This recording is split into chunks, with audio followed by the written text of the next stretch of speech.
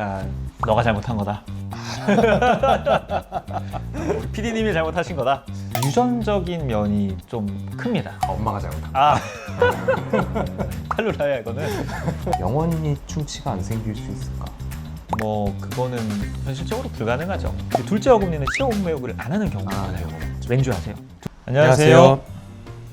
치과에 대한 궁금증을 솔직하게 다루는 치중진담의 권 원장. 호 원장입니다. 원장님, 제가 오늘 질문이 하나 있는데 사실 제가 이를 엄청 자주 닦거든요. 하루에 한 6, 7번씩 닦고 막 그러는데 어우.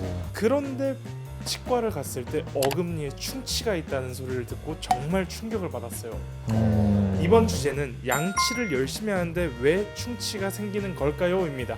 일단은 많이 속상하셨겠습니다.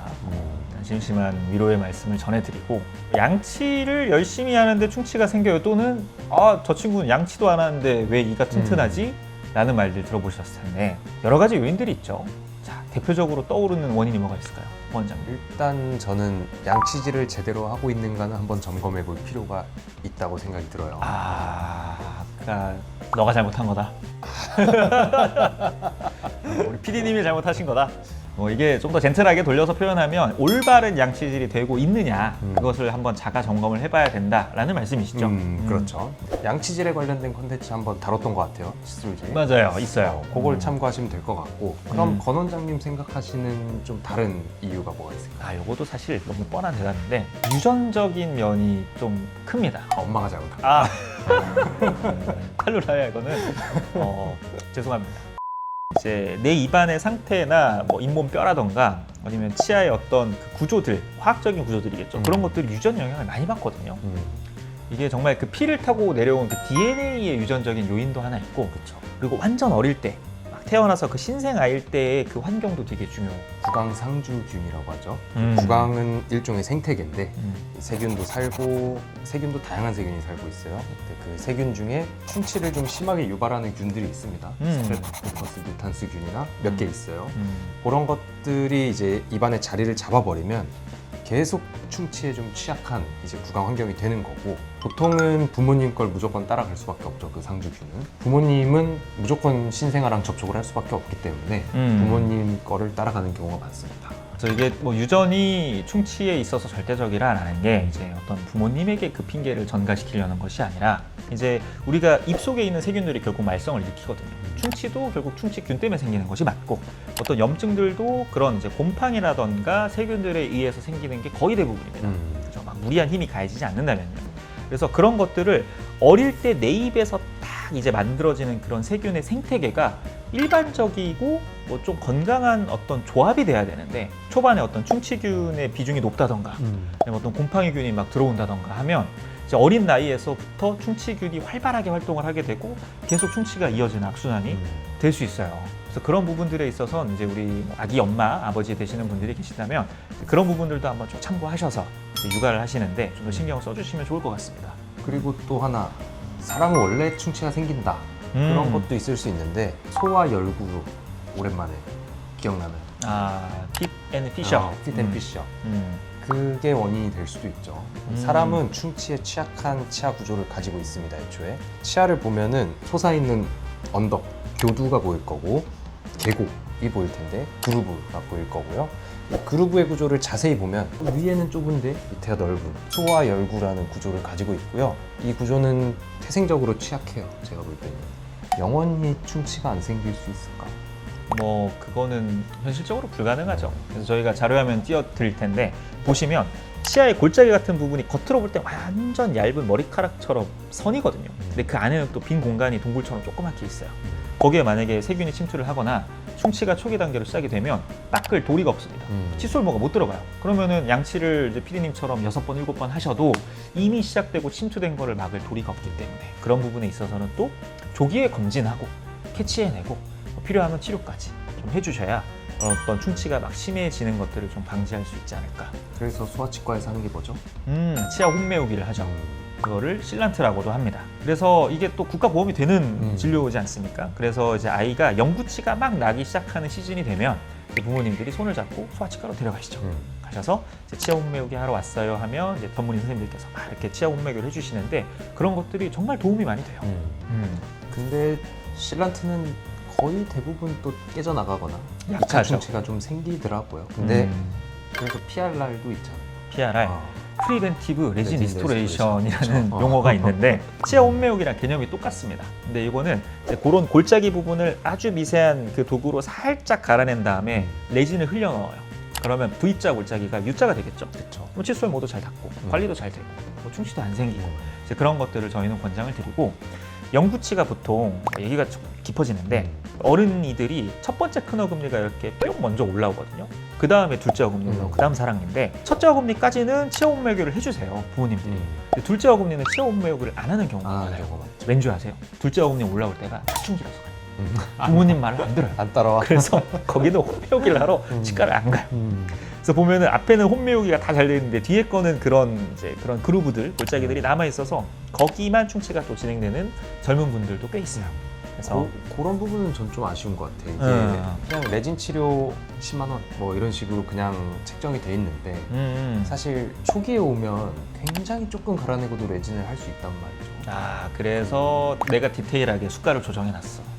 저희는 그래서 아까 말씀드린 PRR이 치아 혼매우기를 위해서 하는 거지 막 있는 충치를 갈아내고 막 많은 양을 떼우는 게 아니잖아요. 그리고 실제로도 치과 의사가 들어가는 뭐 노력, 어떤 시간 또 훨씬 더 절약이 됩니다. 그래서 당연히 뭐 같은 비용을 청구하는 것보다 그런 부분은 당연히 개수는 좀 많겠죠. PRR이라는 걸 하는 것에 대해서 개수가 많은 대신 좀 더 간편하고 예방적인 술식이니까 좀 더 비용은 합리적으로 저는 책정을 해놨는데 뭐 치과마다 좀 다르고 PRR을 모르시는 원장님들도 솔직히 계세요. 그렇죠. 모르시면 안 됩니다. 이거는 꼭 알고 환자분들께 먼저 권해드릴 수 있어야 더 크게 충치가 이어지는 걸 막을 수 있어요. 이렇게 레진도 이제 점점 발전을 하고 접착 기술도 점점 발전을 해서 최소 삭제로도 레진 치료가 가능해졌어요. 한참 됐죠, 그것도. 근데 이제 환자들이 그냥 레진 하면은 너무 크게 생각하는 경향이 있는데 꼭 그렇지 않은 치료도 있으니까 그런 부분들은 조금 저희는 잘 설명을 드리고 있는데 잘 설명해 줄 수 있는 치과를 찾아가서 좋은 치료를 받을 수 있었으면 좋겠습니다. 그래서 다시 정리를 하면 첫 번째가 스스로를 돌아봐라. 두 번째가 부모님을 돌아봐라. 죄송합니다. 세 번째가 그러면 사람은 원래 그렇다. 사람은 원래 그렇다. 우리의 태생적인 구조가 그럴 수 있다. 인 거고. 요거 말고 또 열심히 하는데도 불구하고 충치가 생기는 이유가 있을까요? 치과 의사가 나쁜 놈일 수도 있겠죠. 그만 그럴 수 말할까요? 있겠네요. 그럴 수도 있겠네요. 뭐 만약에 충치가 정말 있는데 없는 걸 있다고 하면 과잉진료고 나쁜 거지만 저는 그만큼 또 안 좋은 게 있는데 귀찮아서 없다 하시는 분들도 있어요. 가끔 과소진료라고도 부르던데. 과소진료인데 이제 오진단인 거죠. 예를 들면 우리 생각을 해봅시다. 병원을 가서 항상 우리 걱정되는 게 뭐 암이 있으면 어떡하지? 내 몸이 나빠지면 어떡하지? 그래서 병원을 가는데 검진해 주시는 의사 선생님께서 나 오늘 바쁜데 끝나고 막 약속 있는데 그래서 슥 대충 보고 괜찮으세요? 이러면 내 몸에 어떤 병이 자라고 있을지도 모르잖아요. 치과 의사도 마찬가지죠. 정말 충치가 있으면 있다고 없으면 없다고 치료할 필요가 있으면 있다 없으면 없다를 정확하게 진단을 해주는 게 저는 중요하다고 봅니다. 그런 면에서 말씀을 잘 해주셨네요. 결국은 치과에서 불신이 생기는 가장 큰 이유는 안 보여줘서 그렇거든요. 환자분들께. 환자분들께. 입안은 볼 수가 없으니까 내가. 근데 잘 보여줄 수 있는 장비를 가지고 있다면은 그런 치과를 찾아간다면은 좀 그런 일들을 막을 수 있지 않을까 싶어요.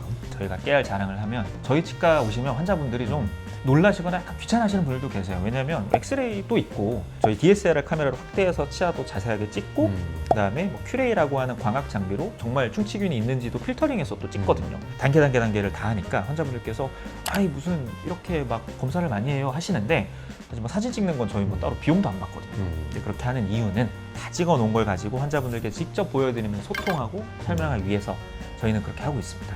그래서 말씀 잘하셨네요. 우리 치과 선생님이 충치가 있으면 있다 없으면 없다를 초반에 잘 말해주셔야 되는 것도 있습니다. PD님 또 뭐 궁금하신 거 있으세요? 다 구구절절 옳은 말이죠? 저희의 말들이. 저 궁금한 거 하나 있어요. 네. 궁금한 게 리스땡땡 같은 가글을 매일 하면 양치질을 안 해도 될까요? 엄청 센 것들이요. 아까 이제 저희가 전편에서 세차로 양치질을 비유를 드렸는데 아니에요. 하셔야 됩니다. 꼭 하셔야 되고 강한 리스 왜 강하게 느껴질까요, 홍 원장님? 막 보면 엄청 막 상쾌한 걸 넘어서 막 입안이 따가울 정도로 센 리스 맨솔도 있거든요. 맨솔? 알코올 알코올. 성분이 또 세거든요. 알코올이 없는데. 무알코올 버전도 있고 알코올 버전도 알코올 있어. 버전. 이 부분들 같은 경우에는 내가 환자분 본인이 느끼시는 뭔가 강하게 가글대는 느낌, 아주 강한 박하향, 상쾌함이 실질적으로 충치균의 사멸의 일부 도움은 될 수 있으나 실질적인 개선에 도움은 안 돼요. 그 치태라던가 물리적으로 붙어있는 어떤 이물질들이 가글로 제거가 잘 안 되거든요. 뭐 일부 충치균의 활성도를 줄여줄 수는 있습니다. 하지만 이제 그것만으로는 부족하다. 광고에서는 99.9%제거든요.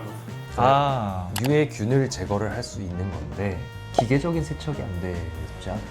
제가 최근에 논문 이제 투고가 어셉이 된 것 중에 하나가 이제 바이오필름이라는 개념인데 세균들이 뭐 침 속에 떠다니고 이럴 것 같지만 치아 표면에 쫙 붙어서 얇은 막을 형성해요. 그걸 필름이라 하거든요. 그러면 그 못 뚫어요.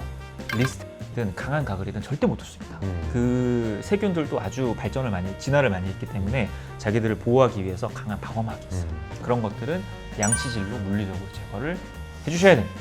어떤 환자분은 그런 환자분도 있었어. 양치를 안 했대. 평생. 자기는 껌으로 껌. 양치를. 은단으로. 그래서 견적이 제가 기억으로 한 6층을 나왔던 것 같아요. 자, 여러분 양치질 꼭 하십시오. 큰일 납니다. 어떻게 좀 답변이 되셨을까요, 피디님? 네. 네. 그러면 오늘 영상이 유익하셨다면 구독, 좋아요, 그리고 알람 설정까지 부탁드리겠습니다. 네, 저희는 치과에 대한 궁금증을 솔직하게 담아내는 시중진담의 권원장 호 원장이었습니다. 감사합니다.